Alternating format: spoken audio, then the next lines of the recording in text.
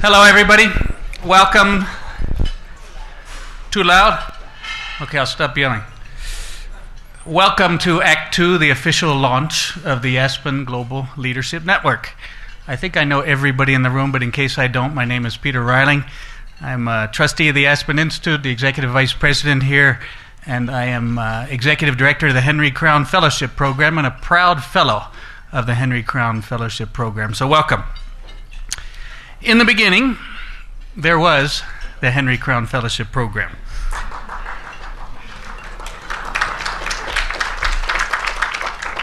The program was launched by the Aspen Institute in 1997 with the first class of 20 high-achieving entrepreneurial leaders who were felt by their nominators to have reached an inflection point. It was felt that they were at a point in their lives and their careers where they were ready to step back and do some thinking about their leadership, about their role in the world, and about how they might as leaders paint on a broader canvas. So that was 1997. Here we are some 12 years later, and there are now a dozen leadership initiatives inspired by and created in the image of the Henry Crown Fellowship Program. We are, believe it or not, now nearly 1,000 fellows in 43 countries. All of us share a common experience. All of us share a commitment to move from thought to action. All of us share a commitment to move from success to significance. Now the time has come for us to connect the dots. As one of our Ghana fellows put it to me when we met in Ghana a few years ago, he said, it's time for us to move from a collection of stars to create a constellation. And that's what we're hoping to do with the Aspen Global Leadership Network. We are today, by the time we get to dinner at least, 160 fellows from 13 different leadership initiatives around the world. An interesting fact that many of you have heard me say is that we are now 47 classes of fellows. And what's lovely about this event is we have 46 of our classes represented. We were this close to getting to 47, but Romeo Rodriguez of Mozambique was going to be joining us. Unfortunately, his mother fell ill, and so he had to travel to Goa in India to be with her. So we were this close, but I think it's a remarkable achievement for us to have 46 of the 47 classes of fellows around the world represented today. So it's one thing to say that, but it's another thing for us to see that visually. And so here's what I'd like to do. I'd like to begin by asking the fellows of the Henry Crown Fellowship Program to please stand. And I'd love a round of applause for the Henry Crown.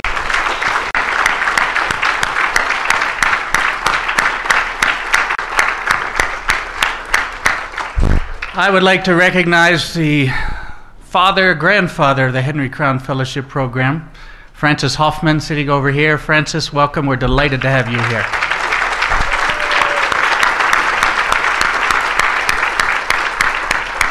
And of course, we're happy to have some of the other founding fathers here. Keith, Skip, and Ben, where are you? Please stand up.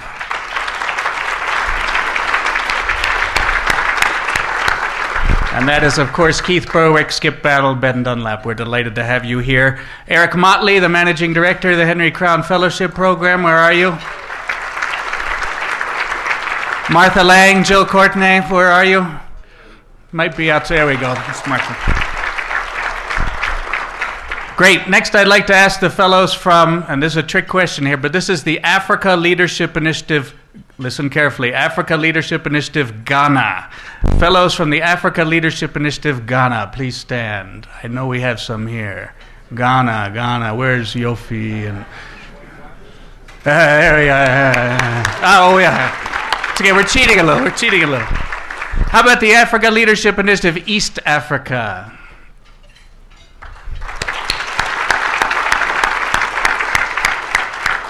Africa Leadership Initiative South Africa.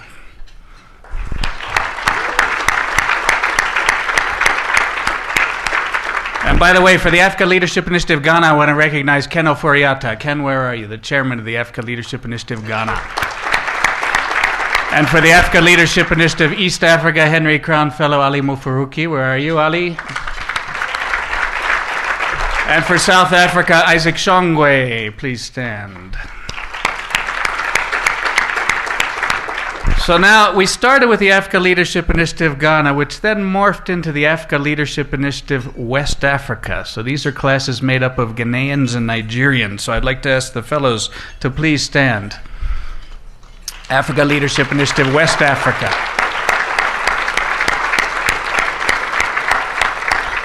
The Africa Leadership Initiative West Africa is co-chaired widely by Ken Oforiatta, by Ndidi Nwunele. Where are you, Ndidi? And by Amina. Where are you, Amina? There we are. Amina Oyagbale Bole. Amina, welcome. Great to have you here. How about now the Liberty Fellowship from South Carolina?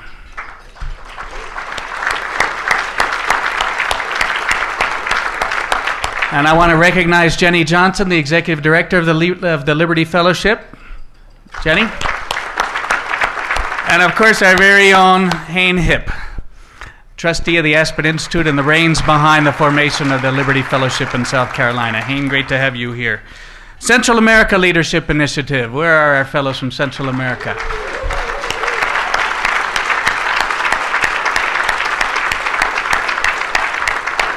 And they are under the able guidance of Mireille Heras, the Executive Director of the Central America Leadership Initiative. The Aspen Institute Rodel Fellowships in Public Leadership. Where are our fellows from the Rodel Fellowships? Welcome. Under the guidance of Mickey Edwards. Mickey, where are you? I see you over there. The Nigeria Leadership Initiative. Who do we have here from the Nigeria Leadership Initiative?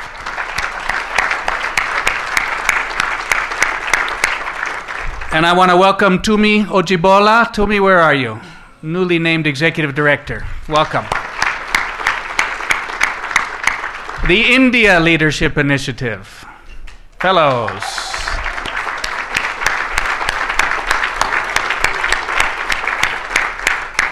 The Aspen New School's Entrepreneurial Leaders for Public Education. We win the award for the longest name, but would like to recognize those fellows that are here. This program was the brainchild of Henry Crown Fellow Kim Smith, who unfortunately can't be with us, but I know she's here with us in thoughts, and so we'll send out our good thoughts to her. The Cato Fellowship Program. Fellows. Under the leadership of David Monsma. Where's David? Did he go to sleep? I thought maybe you went to sleep after that trip you had here. And I would like to recognize Henry Cato. Henry, thank you so much to you and Jessica for your support. And last but not least, the latest member to join the constellation of the Aspen Global Leadership Network, the Middle East Leadership Initiative, Amjad.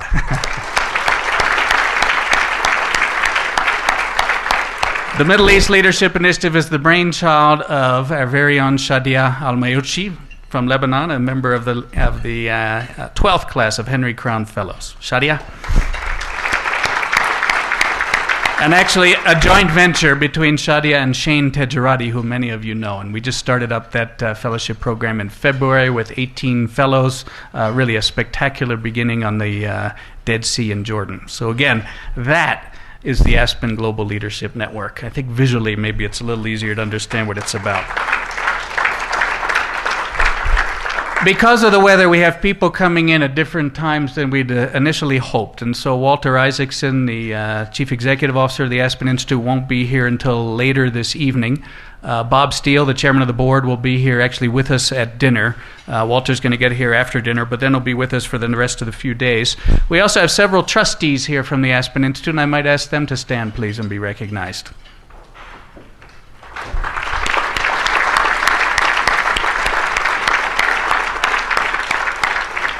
And we have a range of special guests here. I'm not going to name them all, but I do feel it's important that I recognize that we have the Honorable former Deputy President of South Africa with us. Madam Deputy President, it's a delight to have you here. Thank you. Please stand.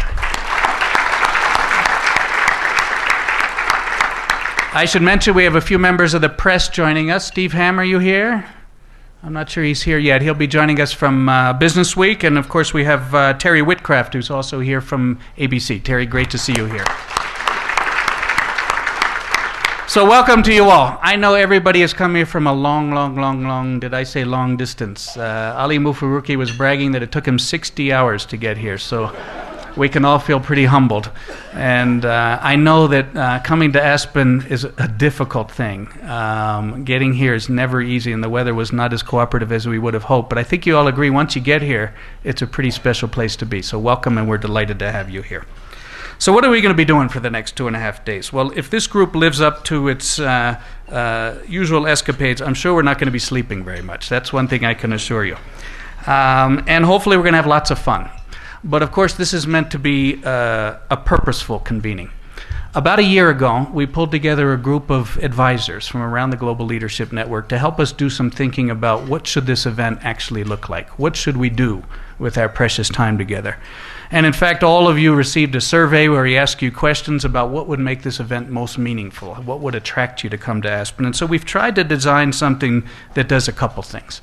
First of all, you know, one of the things we want to do, as I said earlier, is simply connect the dots. We want to connect the fellows from around the globe and help you to understand just how similar you all are. You've been through a very similar set of experiences with the seminars you've been through. You have all committed to a leadership project of one sort or another. You are all entrepreneurial people who are committed to action in the world. I know it's one thing to read about your fellow fellows and the various documents that the Institute puts out. We have a brand new copy of the Aspen Idea magazine that just came out a couple days ago. You'll see lots about the network, but there's nothing like being with your fellow fellows in person and getting a chance to exchange with them. So everything here is designed to connect you to one another, and you'll even notice today, this is the only meal, I'll promise you, we're actually seating you specifically at tables, but our goal is to encourage you to mix. Second thing we want to do, in addition to connecting you, is to engage you in a wide range of topics over the next few days. Some of them very topical. We'll be looking, I know people are getting tired of it, but we're going to be looking at that global financial crisis. It's still here upon us, although it's interesting to hear how in different parts of the world it may be abating and we may be going back to what we had not very long ago. But we want to talk about the sorts of mistakes we make as leaders, where we draw our inspiration as leaders, who we are as leaders, and everything that we do in the small seminars and roundtables we've set up, which are designed to be very, very interactive, are going to focus on each of us as individuals. This is not meant to be a 30,000-foot discussion about topical issues that, could be any one of 1,000 conferences somewhere in the world. We're hoping, and we've asked our moderators to drive down to how are the leadership challenges of our time affecting you.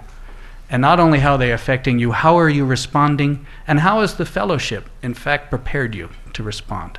These are the sorts of things we want to get to, and hopefully, by the end of these 2.5 days, we'll have inspired you to greater heights of leadership. There's much to be done in this world. Keith, of course, will, I'm sure, be talking to us about the inflection point that we seem to always be living in. But if there was ever a time and ever a need for effective, enlightened leadership, I think we all know it's now. So we have seminars where we'll have readings. You're all delighted, I know, to get back to Aristotle. And I'm sure you've noticed that for the first time in the history of the Aspen Institute, we are using a Dilbert cartoon to spark a discussion. Never done before, to have Aristotle and Dilbert at the same time. We will have a series of roundtables running concurrently. As I've told all of you, these are not meant to be panel discussions. There is not going to be a high table or anything of the sort. We're simply using a number of what we call lead discussants, fellows, who will sort of take the place of readings. And so our moderators will be interviewing a group of fellows to get the discussions rolling, but then our goal is to open it up into a broad discussion. We have musical performances by some incredibly talented fellows coming in from around the world. We have a film festival with films produced by fellows from around the world, and a really inspiring array of plenary speakers, panels, and more. I think we're going to have a great time. My advice to you, if I have it, is to use this time wisely. All of us love reconnecting with our fellow classmates, and that's an important part of this convening, no doubt. And so we're going to naturally gravitate to those fellows we know, to those fellows from our classes who we want to spend time with. But it seems to me that if you don't take advantage of the opportunity here to interact with fellows from around the world who you've never met before, I think you're going to waste a bit of your time here. So spend time with those in your class. That's an important thing. It's a core part of the fellowship.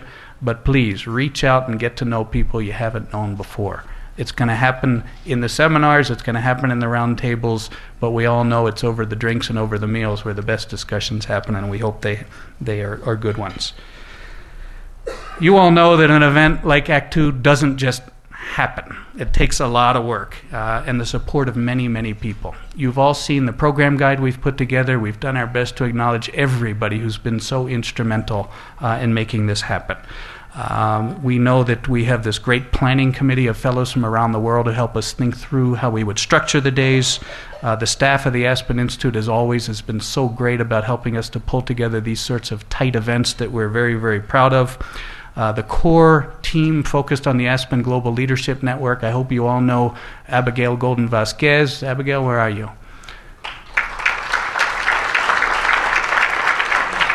Abigail is Deputy Director of the Aspen Global Leadership Network and a Vice President at the Aspen Institute. I think you all have met Caitlin Colgrove and Joanna Harriman. Joanna and Caitlin. And I know every single person in this room has interacted with Tom Loper, who is really the hero of Act Two.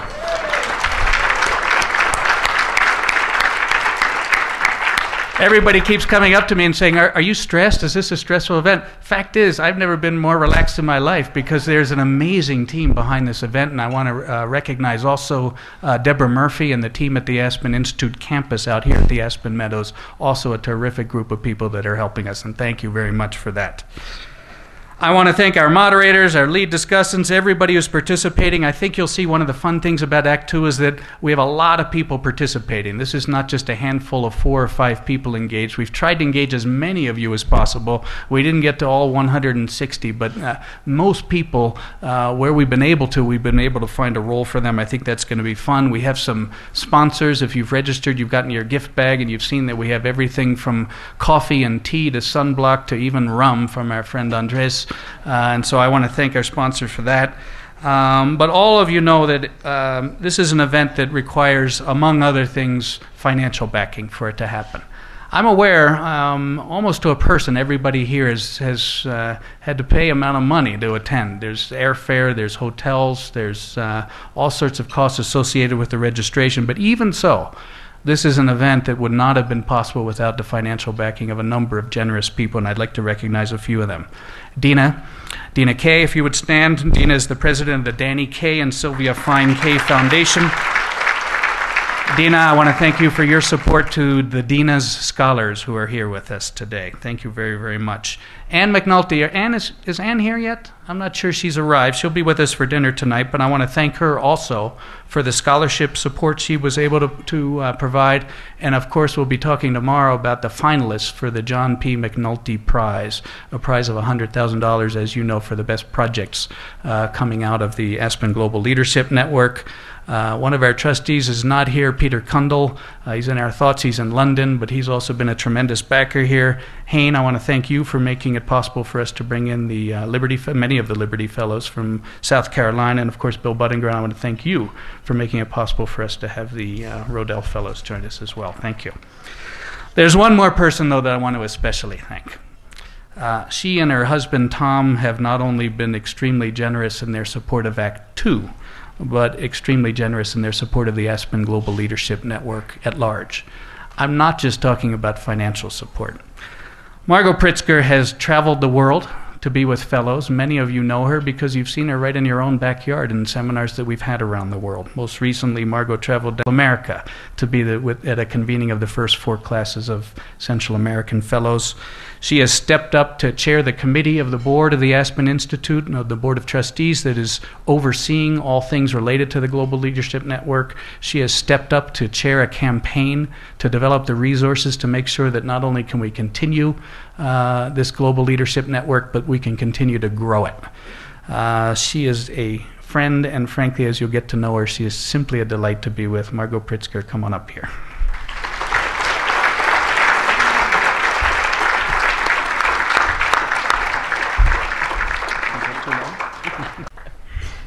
Thank you, Peter. This is so exciting. This is the world I want to live in, where it's people like yourselves that come together at all time. But let me begin by joining Peter in offering thanks to all those who have made this gathering possible through their generosity and vision and behind-the-scenes hard work. What Peter said is true. My husband Tom and I are very fortunate in being able to travel the world. And as a result of that, we've not only experienced the wonders of this world, but also the tremendous opportunities and, yes, the daunting challenges the world faces. And yet, Tom and I are intensely optimistic about the future. There are many reasons to be sure why we are optimistic, but the overwhelming one is all of you. All of you members of the Aspen Global Leadership Network.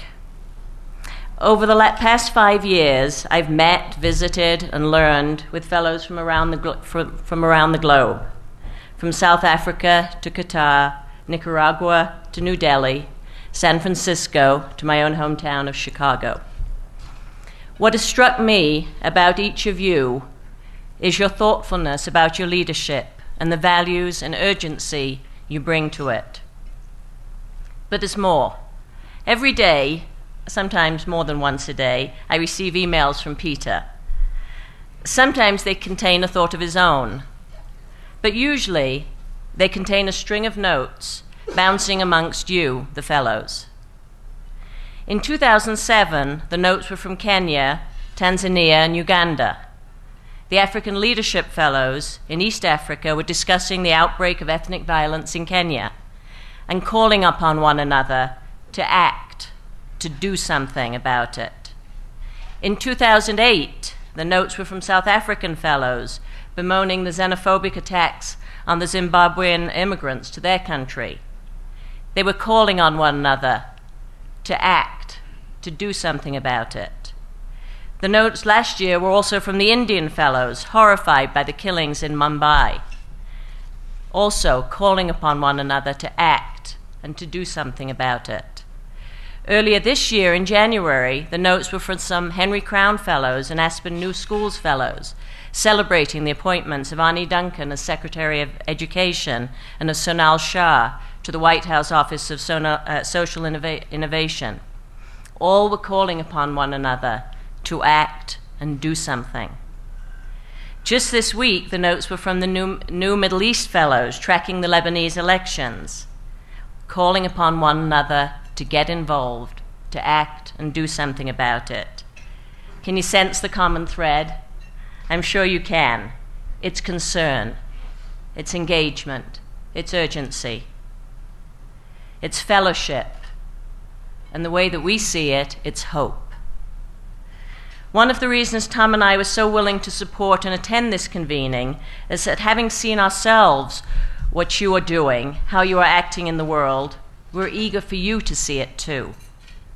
You already know, to be sure, what your fellow classmates are doing, but we want you to know what your fellows are doing around the world. As the Act 2 tagline suggests, we want you to connect with your peers, engage with them in thoughtful, purposeful dialogue, and to draw inspiration from them, recommitting yourselves. You know, I have a typo in this. It says recommitting yourselves, which is a really old Daily-ism if you know anything about Chicago, but it's also very appropriate, reminting yourselves to a life of values-based action. And I hope in concert with each other from across this network.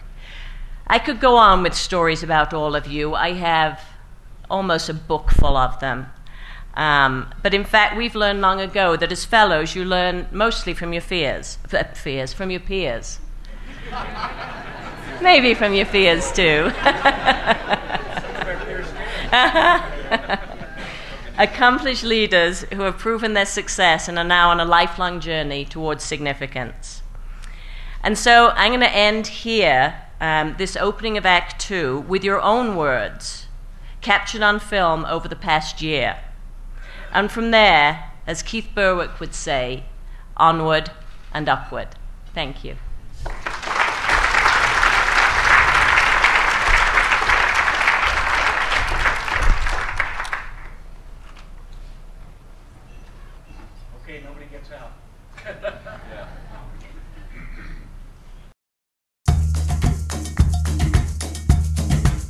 Leadership is the ability to motivate people to accomplish